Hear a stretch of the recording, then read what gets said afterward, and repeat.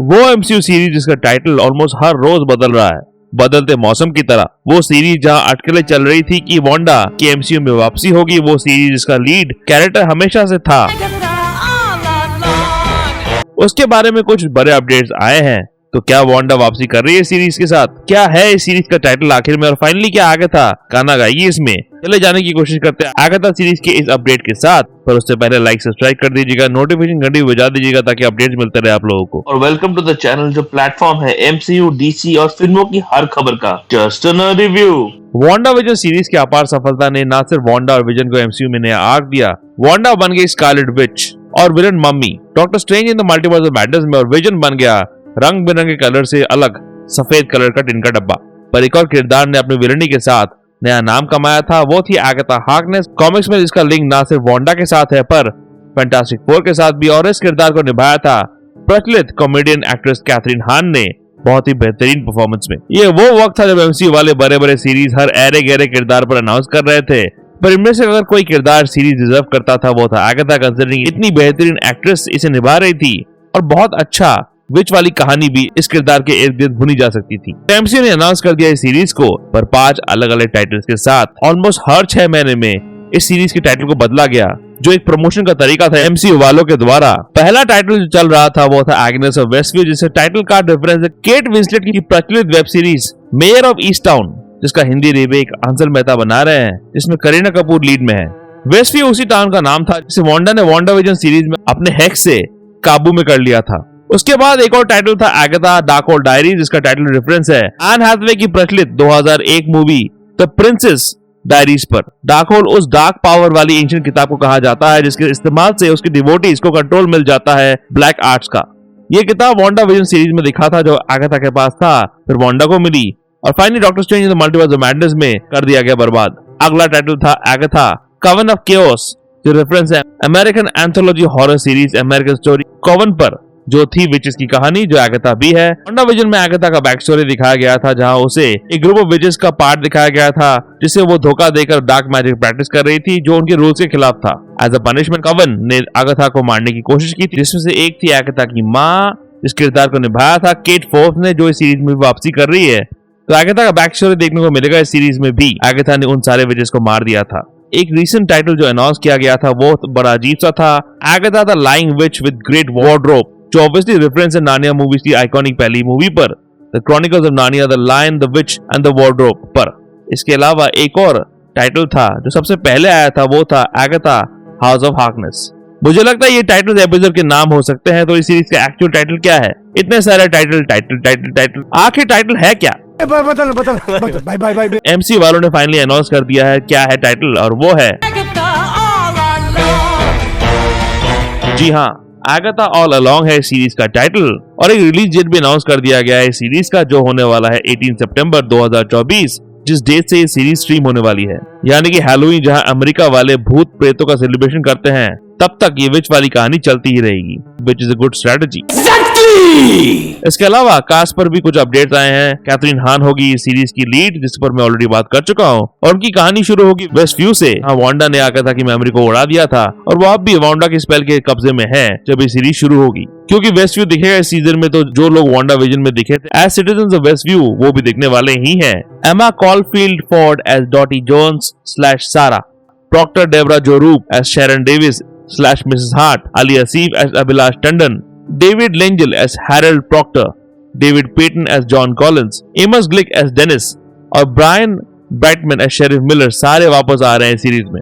हार्टस्टॉपर के lead star जो लोग दिखेंगे इस सीरीज में, जिनका नाम तो लिस्टेड है स्टीन, पर एक्चुअली आर्टिकलों के मुताबिक वो निभाने वाले वांडा के बेटे बिली का ग्रोन अप रोल। कि हाँ, वांडा विजन में दिखा वांडा का बेटा बिली, जिसे वांडा ने क्रिएट किया था वांडा विजन में अपने हेस्ट के द्वारा, बिल्कुल कॉमिक्स की ही तरह। कॉमिक्स में कई सालों बाद बिली और उसके भाई टॉमी का रीइंकार्नेशन हुआ था एज बिली कैप्लन, और टॉमी शेपर्ड टॉम लॉक वही बिली कैप्लन का किरदार निभा रहे हैं। बिली के पास वांडा की तरह मैजिकल पावर्स थे और कॉमिक्स में भी वो वांडा की तरह म्यूटेंट था। यहाँ शायद उस पर भी नॉट मिलेगा एज एमसीयू में अब म्यूटेंट्स आ गए हैं मिस मार्वल और नेमोर के आगमन के साथ। मैं 616 की बात कर रहा हूँ, फॉक्स वाले किरदार तो दूसरी रियलिटी से घुस रहे हैं एमसीयू में।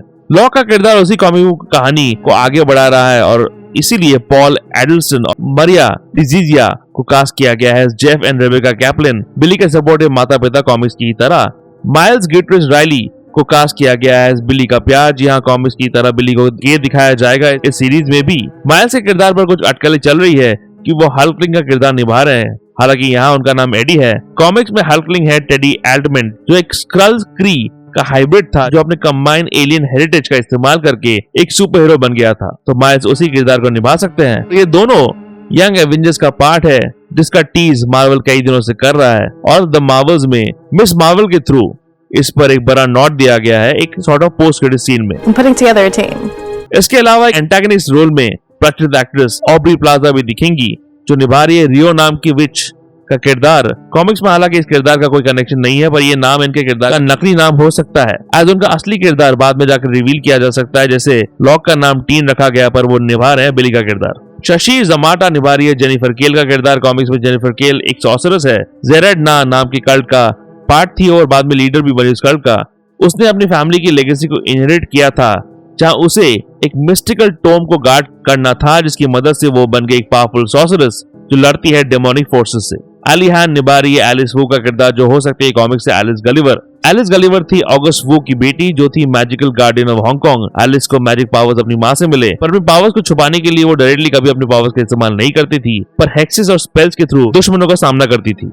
ब्रॉडवे लेजेंड पैटी लूपॉन निभा रही है लीला कैल्डेरो का किरदार, एक 450 साल ओल्ड विच जो टैरेट कार्ड का इस्तेमाल करती है, और वो कॉमिक्स में एक विच है जिसे कहा जाता था द क्वीन ऑफ जिप्सीज, जो है keeper of the powerful book of Cagliostro, जो किताब वॉट ऑफ सीजन 1 में दिखाया गया था, और वो मेंबर भी है सॉर्सरस कवन की, यानी कि उनको कवन की एल्डरली मेंबर के हिसाब से दिखाया जा सकता है। और क्योंकि वो एक ब्रॉडवे स्टार है तो गाना बजाना तो होगा ही। लिलिया का कॉमिक्स में स्ट्रेंज और वांडा के साथ भी कनेक्शन है। इनफैक्ट कॉमिक्स में वांडा बनेगी स्कारलेट विच, ये प्रेडिक्शन लिलिया ने पहली बार किया था कॉमिक्स में। एवन पीटर्स भी वापस आ रहे हैं एज रैल्फ वॉर्नर। उनके किरदार पर काफी अटकलें चली थी वांडा विजन के समय कि वो एक्चुअली फॉक्स के एक्समैन के फिल्मों से क्विक सिल्वर का किरदार निभा रहे हैं, जो रोल उन्होंने उन फिल्मों में निभाया था पर वो निकला।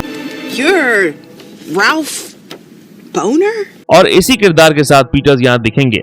अटकल ये भी है कि वंडरमैन सीरीज में भी रैल्फ बोनर दिख सकता है।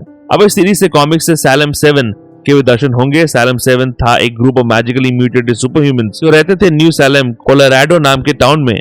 न्यू सैलम है एक community of practitioners of magic जिनके पास मैजिकल पावर्स हैं, जो अलग अलग एनिमल्स के शेप में आते हैं। ओकोवी ओकपॉक्स वासिली बनेगी सिसाडा, बेथनी करी बनेगी क्रो, एथेना पेरेम्बल बनेगी फॉक्स, मरीना मजापा बनेगी स्नेक, ब्रिटा ग्रैंड बनेंगी रैट, चाओ नोमोवा बनेंगी कोएट, एलिशिया वेला बेली बनेंगी आउल। हालांकि कॉमिक्स में इनकी कहानी कुछ अलग है। यहाँ उनको दिखाया जा सकता है उन औरतों की बेटी के रूप में जिन्हें एगाथा ने वांडा विजन वाले फ्लैशबैक सीन में मार डाला था, तो वो ऑब्वियसली एगाथा से बदला लेना चाहती है इस सीरीज में। अब सबसे बड़ा सवाल, क्या ये सीरीज वांडा को वापस एमसीयू में लाएगी? क्या इस सीरीज का एकमात्र ऑब्जेक्टिव एलिजाबेथ ओल्सन को वापस लाना? ऐसी अटकलें तो थी और एक फोटो में ऐसा कुछ लग तो रहा था, पर ऐसा कुछ स्ट्रॉन्ग र्यूमर्स अभी तक आया नहीं है। पर ये सीरीज वांडा पर नॉट कंसिडरिंग सारे किरदार के साथ वांडा का कुछ ना कुछ कनेक्शन है, खासकर एगाथा के साथ और लिलिया के साथ भी। इसके अलावा इन अनाउंसमेंट के साथ एमसीयू ने कुछ और अनाउंसमेंट भी किए थे, जिसमें शामिल है डेयरडेविल बॉर्न अगेन पर अनाउंसमेंट।